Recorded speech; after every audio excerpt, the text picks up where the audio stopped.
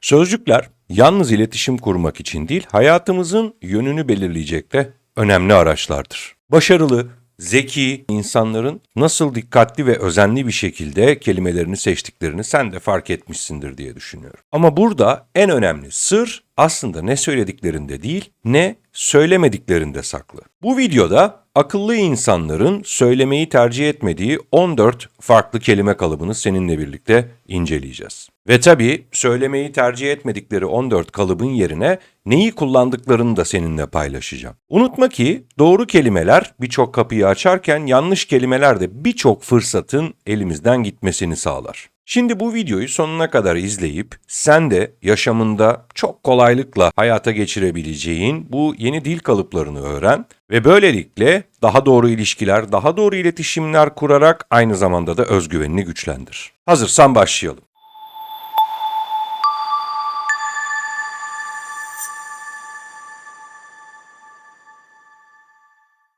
Mesela akıllı insanların kaçındığı ilk şey kendini övmek. Şu cümleyi onlardan duyman çok zordur. Bunu benden daha iyi yapabilecek biri yok. Bunun yerine daha yumuşak bir geçişle elimden gelenin en iyisini yaptım gibi bir söylemi tercih ederler. Çünkü zeki ve akıllı insanlar kendini övmenin ne kadar itici olduğunun çok net bilincindedirler ve doğal bir şekilde sahip oldukları başarıların fark edilmesinin daha değerli olduğunun bilincindedirler. Bir diğer yapmaktan kaçındıkları şey sırları açığa vurmak. Mesela onlardan şöyle bir cümleyi de duymakta çok zorlanırsın. Sana bir şey söyleyeceğim ama kimseye söyleme. Bunun yerine şunu tercih ederler. Bu konu özel. Hakkında konuşmam yakışık almaz. Sır saklamayı iyi bilirler. Kiminle sır paylaşacağını da çok iyi bilirler. Böylelikle de mahremiyete saygı duydukları için ilişkileri daha sağlıklı temeller üzerine oturur ve güven üstüne inşa edilir. Evet, güvenilir insanlar sır saklamayı bilirler. Bir diğeri kesin konuşmalardan kaçınırlar. Şu cümle mesela onlardan çok duyabileceğin tarz bir cümle değildir. Bu asla işe yaramaz. Çünkü hayatın o kadar kesin olmadığını çok iyi biliyorlardır. Bunun yerine bunu farklı bir açıdan değerlendirebiliriz gibi bir cümleyi onlardan daha çok duyarsın.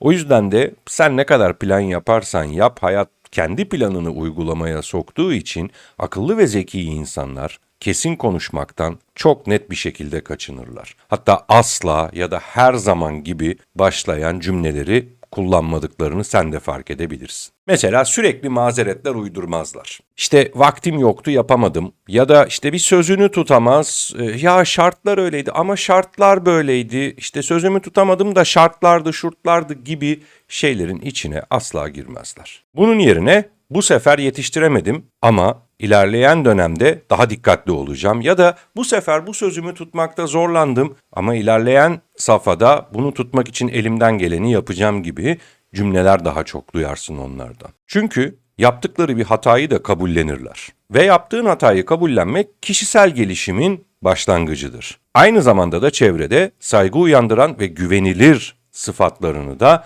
kendi üstünde taşır çünkü sorumluluk sahibidirler. Bir diğer kaçındıkları konuları çok keskin bir şekilde kapatmak. Mesela bu konu kapandı ya da üstünde daha fazla konuşmaya gerek yok. Evet, şurada hani bazen konuları kapatmak gerektiğini düşündüğünü ben de çok iyi biliyorum. Bununla birlikte konuları kapatmak farklı fırsatları da bizden alıp götüreceği için ya da farklı bakış açılarını da bizden alıp götüreceği için konuyu kapatmak yerine çözüme ulaştırmak için farklı dil kalıplarını da kullanmamız gerekiyor. Tıpkı akıllı insanların yaptığı gibi. İşte bu konu kapandı demek yerine mesela şunu da yapabilirsin. Bu konuda daha fazla düşünebiliriz, farklı fikirler çıkabilir ya da bu konuyu daha farklı bir zamanda tekrar ele alalım gibi biraz daha ucu açık cümlelerle yeni fikirlerin doğması için hem kendine hem de karşı tarafa zaman tanıyabilirsin. Mesela şikayet cümlelerinden de kaçınırlar. Hayat çok zor, hiçbir şey yolunda gitmiyor, berbat, işte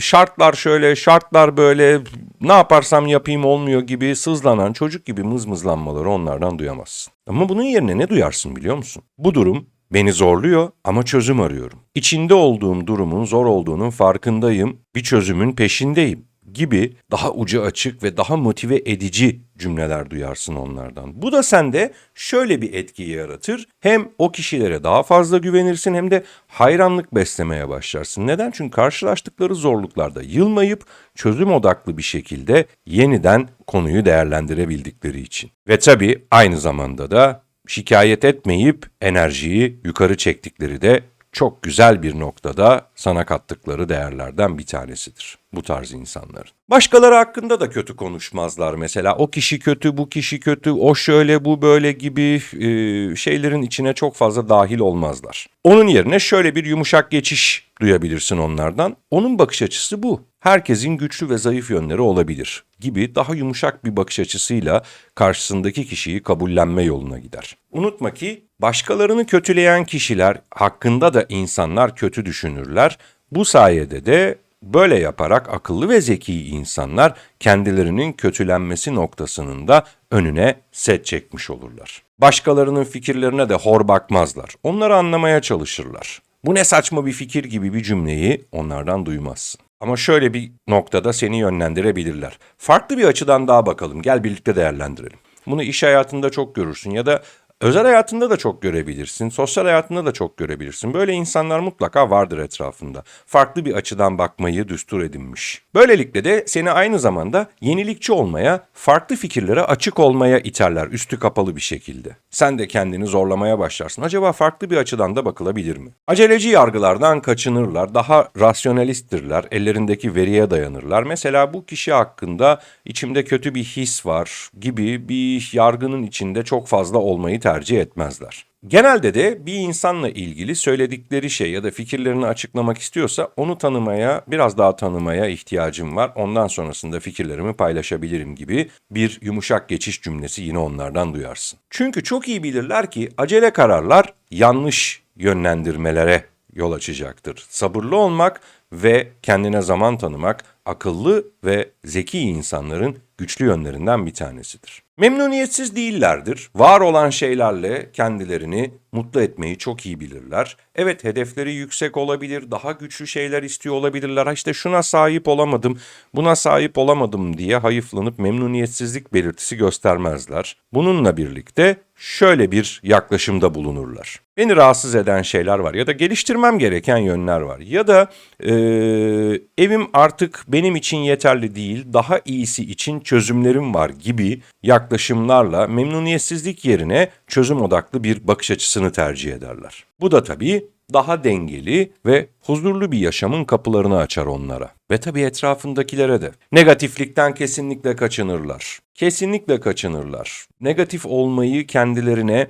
çok açık söyleyeyim yakıştıramazlar. İşte bu iş asla olmaz, bundan bir halt olmaz falan gibi cümlelerin içinde sözcük olarak bile yer almazlar ve kullanmazlar. Bunun yerine mesela bu iş olmaz, bu iş asla olmaz gibi bir şey yerine zor ama nasıl deneyebileceğimize bakalım gibi bir cümle duyabilirsin. Evet, zor olduğunu sana söyler. Rasyonalisttir çünkü. Abartılardan kaçınırlar, şaşadan kaçınırlar. Bu işi tek başına ben hallettim gibi bir cümle çok fazla yine onlardan duymazsın. Elimden gelenin en iyisini yaptım. Elbette ki başkalarının katkıları da bu konuda önemliydi gibi daha bütüncül, daha kapsayıcı ve daha kucaklayıcı bir tarz sergilerler. Bu da tabii ki de gerçekçi oldukları için güvenilirliklerini artırır. Çözüm sunmadan eleştiri sunmak. Zaten bak etrafımızda herkes bıdı bıdı konuşuyor. İşte bu olmaz, şu olmaz, bu yanlış olmuş, böyle hatalısın, şöyle hatalısın. Zaten herkes bu noktada konuşuyor ve çözümün ne dediğinde de gözüne ışık tutulmuş tavşan gibi kalıyorlar.